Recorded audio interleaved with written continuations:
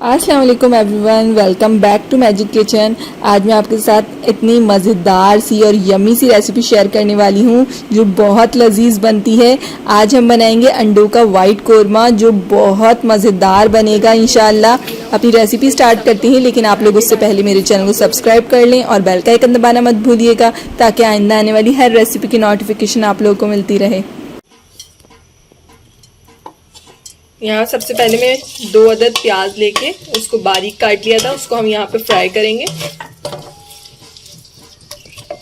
प्याज को हमें इतना फ्राई करना है कि इसका कच्चापन खत्म हो जाए। देखिए हमें यहाँ प्याज को अपनी थोड़ा और फ्राई करना है 5 से 7 मिनट तक, ताकि हमें प्याज में कोई कच्चापन ना रहे और एक कलर आ जाए अच्छा सा इसके ऊपर।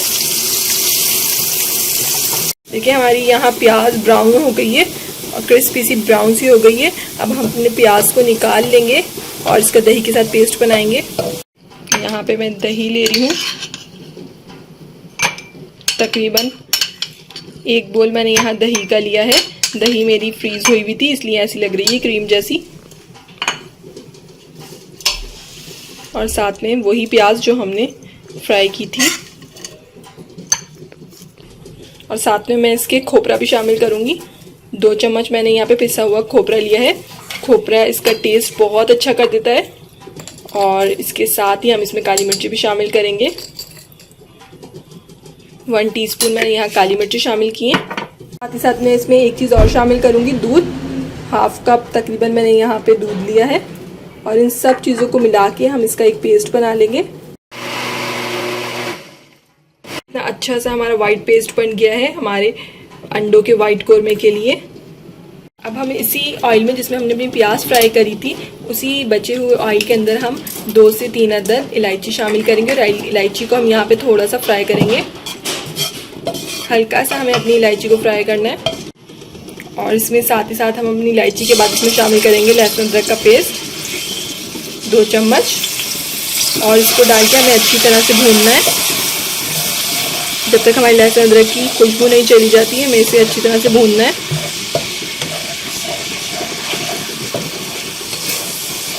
देखिए यहाँ लहसुन अदरक डाल के इसको अच्छी से तरह भूनना है आपने बिल्कुल 4 से 5 मिनट तक मैं इसको भून रही हूँ यहाँ। इसके बाद मैं इसमें शामिल करूँगी अपना वाइट पेस्ट।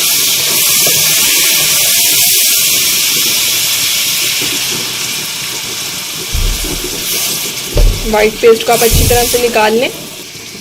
पानी डाल के भी आप उसको बिल्कुल अच्छी तरह निकाल लीजिएगा ताकि कोई भी चीज़ हमारी ज़ाया ना हो। और वाइट पेस्ट डाल के भी हम इसको अच्छी तरह से भूनेंगे 4 से 5 मिनट तक। देखिए हमारा यहाँ पे मसाला भुनना स्टार्ट हो गया है और मैं इसको यहाँ 1-2 मिनट तक और भूनूंगी ताकि और अच्छी तरह हो जाए ये, वरना हमारा ऑयल देखिए यहाँ पे सेपरेट होना स्टार्ट हो गया है। बहुत मज़ेदार बनता है ये वाइट अंडों का कोरमा। आप लोग भी इसे ज़रूर ट्राई कीजिएगा। रोज़ एक तरह से अंडे आलू खा खा के अगर आप परेशान हो गए तो इसको ज़रूर ट्राई कीजिएगा आप। यहाँ हमारा मसाला अच्छी तरह से भून चुका है और इसका ऑयल भी बिल्कुल सेपरेट है। अब हम इसके अंदर अपनी क्रीम शामिल करेंगे। क्रीम इसका टेस्ट दुबाला कर देती है और बहुत अच्छा सा इसके अंदर एक क्रीमी सा टेक्स्चर आ जाता है। यहाँ मैं तकरीबन 2 खाने के चम्मच इसके अंदर 2 बड़े खाने के चम्मच क्रीम शामिल करूँगी। और क्रीम डाल के भी आपको 2 से 3 मिनट तक इसको भूनना है। क्रीम के साथ भूनने के बाद हम इसमें अंडे शामिल करेंगे अपने। अंडों को मैंने बॉईल कर रखा है। बॉईल आप इसको थोड़ा हार्ड ही करिएगा ताकि अंडे हमारे बिल्कुल अंदर से इसकी जर्दी जो होती है वो पतली ना हो बल्कि सख्त हो। और अंडे डाल के भी इसको हम 2 से 3 मिनट तक भूनेंगे मसाले के साथ इसके। अंडे देखिए हमारे यहाँ मसाले के साथ भुन गए हैं। अब इसके अंदर हम पानी शामिल करेंगे।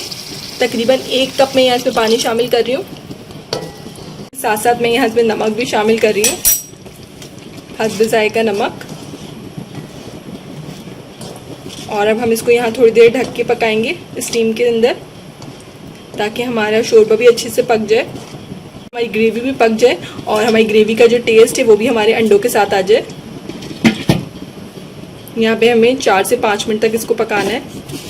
जी तो हमारा यहाँ अंडों का वाइट लजीज कोरमा बिल्कुल रेडी है। आप लोग इसको सर्व कर सकते हैं चपाती के साथ या फिर नान के साथ। ऊपर से गार्निश करेंगे थोड़ी क्रीम से।